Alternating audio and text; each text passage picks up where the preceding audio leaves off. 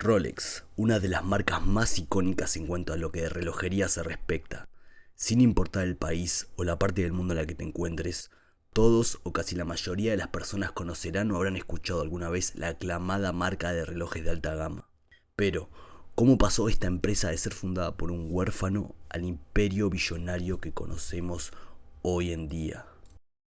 La historia de Rolex comienza humildemente en 1905, cuando un muy joven Hans Willdorf dio comienzo a un pequeño emprendimiento con su cuñado Alfred David. La marca se originó en un principio en Inglaterra, pero migró a Suiza no mucho tiempo después. Hans tenía una idea magnífica que podía revolucionar la industria de la relojería, pero le faltaba un ingrediente fundamental para completar la fórmula: dinero. Ahí es donde convenientemente entra en escena su cuñado Alfred. Lo más sorprendente de todo es que, aparte de ser huérfano, Hans no era ni inglés ni suizo, y tampoco venía de una familia a la cual se haya dedicado en algún momento a la relojería. Hans nació en Kulmbach, Baviera, Alemania, en el año 1881. Era el segundo hijo de 3 varones, producto de una acomodada y exitosa familia de clase media alemana. Sus abuelos poseían un buen pasar económico, y sus padres eran dueños de una ferretería en la ciudad. Gracias a esto, el pequeño Hans transitó los primeros pasos de su vida con relativa facilidad. Pero esto no duraría toda la vida, ya que esta tranquilidad desaparecería cuando cumplió la edad de 12 años. La tragedia irrumpiría en las puertas del joven Hans. Una mala jugada del destino se llevaría a ambos de sus padres, convirtiendo a los 3 hermanos en huérfanos. Ante tal situación, sus tíos se encargaron de la custodia de los niños y los enviaron tiempo más tarde a un internado ubicado en Coburgo. Pese a la buena intención de sus familiares de proveer a sus sobrinos con la mejor educación posible, Hans pasó muy mala experiencia en el internado. Gracias a esto, el chico comenzó a focalizarse completamente en sus estudios, convirtiéndolo en un hábil lector, escritor y orador del idioma inglés, dotes los cuales le serían de gran ayuda en el futuro. Después de varios años de malestar, Hans finalmente se gradúa y, aspirando a una mejor calidad de vida, se muda a la Chaux de Fonds, en Suiza. En ese momento, la Chaux de Fonds era una ciudad de renombre gracias a su fama en la industria de la relojería. Esto hacía que este lugar sea perfecto para que el joven graduado pueda afilar sus habilidades en el rubro, siendo aquí su primera experiencia en el mundo de la relojería. Tras un tiempo de estar buscando trabajo, finalmente aparece una oportunidad. Una creciente compañía relojera llamada Kuno Corten le ofrece empleo. La sorprendente razón por la cual Hans es contratado sin tener ninguna experiencia previa fue gracias a sus habilidades de escritura que había perfeccionado en el internado, dándole la posibilidad de responder correspondencia directamente desde el Imperio Británico y Estados Unidos. Tras su paso por Kuno Corten, Hans quedó fascinado con la mecánica de los relojes y su increíble precisión, dándole vida así a su pasión más grande, la cual lo acompañaría hasta el final de sus días. Tiempo después, tras obtener la suficiente experiencia necesaria como para valerse por sí mismo, el joven Hans decide tomar impulso y aventurarse por su cuenta al mundo relojero. Su primer movimiento sería mudarse de Suiza hacia Londres y encontrar un socio que lo pueda ayudar con su emprendimiento.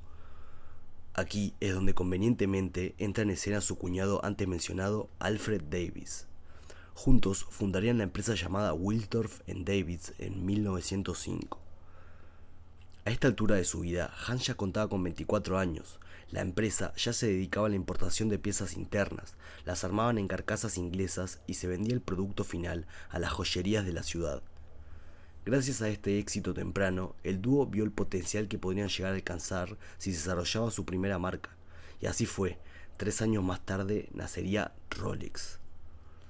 En cuanto al porqué del nombre, Hans quería uno que fuera corto, fácil de recordar y fácil de pronunciar en cualquier idioma. Aunque la compañía originalmente haya sido fundada en Londres, el equipo se encargó rápidamente de expandirse a Suiza, donde se instalaría con una nueva oficina. Ya instalados en Suiza, Hans empezó a soñar con crear un reloj de muñeca que cumpliera con ciertos puntos que para él serían claves en un futuro: elegancia, buena durabilidad y precisión.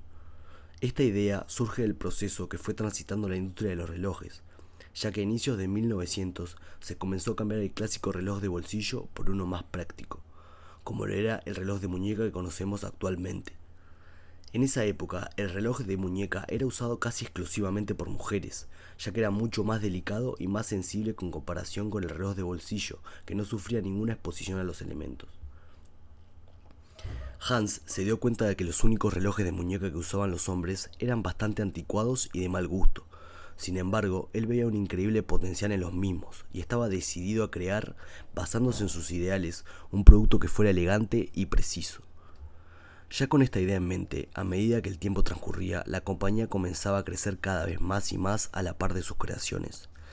Tanto fue el crecimiento y el esfuerzo invertido que en 1910 Rolex fue otorgado con el certificado de precisión cronométrica entregada por el gobierno suizo, siendo así la primera marca de relojes en obtenerlo. Pero como todo buen pionero, los esfuerzos y la ambición de Hans no se acabarían ahí.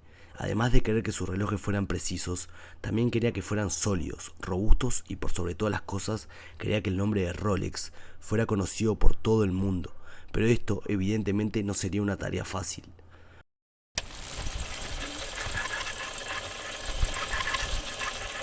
La genialidad de Hans no se encontraba solamente en la creación de piezas totalmente elegantes y sofisticadas, sino que también poseía un talento innato para el marketing.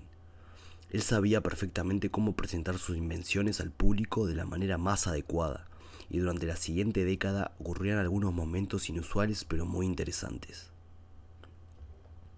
A comienzos de 1926 fue presentada la caja con resistencia contra el agua, o más comúnmente conocida por sus siglas en inglés, Waterproof Case.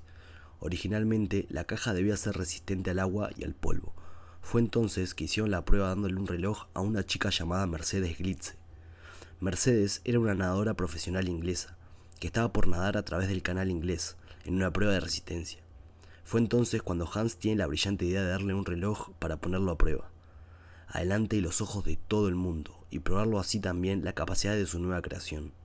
Desafortunadamente para Mercedes, su intento de romper el récord falla debido a las malas condiciones climáticas de ese día. Después de haber nadado 15 horas en las heladas aguas de Inglaterra, Mercedes regresa a la costa para haber terminado su intento, y para sorpresa de todos, su reloj Rolex se encontraba intacto, y a pesar de estar durante largas horas en heladas aguas, marcaba la hora exacta. Gracias a esta increíble demostración, la marca Rolex creció enormemente y por si fuera poco, añadiendo un plus extra a la publicidad, Rolex decide exhibir sus relojes dentro de un tanque de agua para demostrar aún más su resistencia.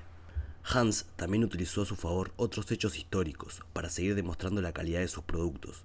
En 1933, cuando pilotos ingleses volaron por primera vez sobre el monte Everest, el equipo de aviación fue equipado en su totalidad por relojes Rolex, probando su eficacia también en el aire. 20 años después, Edmund Hillary y Tenzin Norgay demostrarían también la calidad de Rolex, siendo los primeros humanos en alcanzar la cima del monte Everest, equipados obviamente por estos relojes. Y si llegar a la cima del mundo fuera poco, Rolex también iría al otro extremo, aventurándose en las profundidades del océano.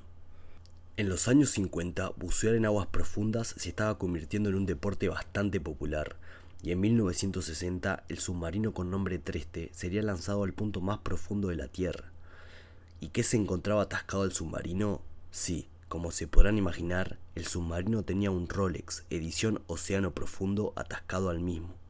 El mundo estaba completamente sorprendido, y poco a poco se comenzarían a ver celebridades de todos los calibres usando estos relojes. ¿Qué tienen en común el Papa Juan Pablo II, Fidel Castro, Che Guevara, James Bond y Warren Buffett?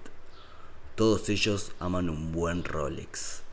Es importante saber que, aunque Rolex siempre estuvo a la cabeza a lo que tecnología e innovación se respecta, un tiempo atrás, a mediados de 1960, no llegaba ni a los talones al símbolo de estatus que es hoy en día.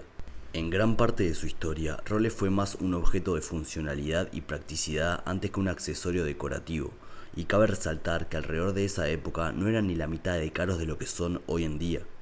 Para poner las cosas en perspectiva, en 1957 un Rolex de acero inoxidable costaría alrededor de $180 americanos.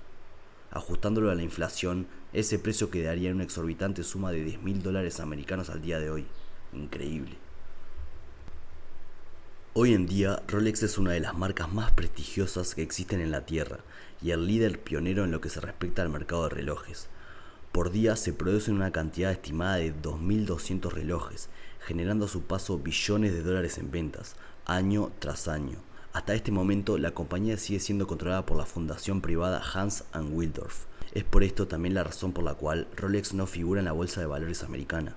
El prestigio de una marca es constituida a base de innovación, precisión y funcionalidad, y es uno de los ejemplos más claros del famoso dicho: construye primero tu reputación y después deja que la misma trabaje para vos. ¿Sabías que Rolex había sido fundado originalmente por un huérfano? Compartilo en los comentarios.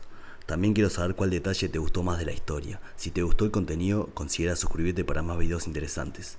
Esto fue Negocios al Descubierto.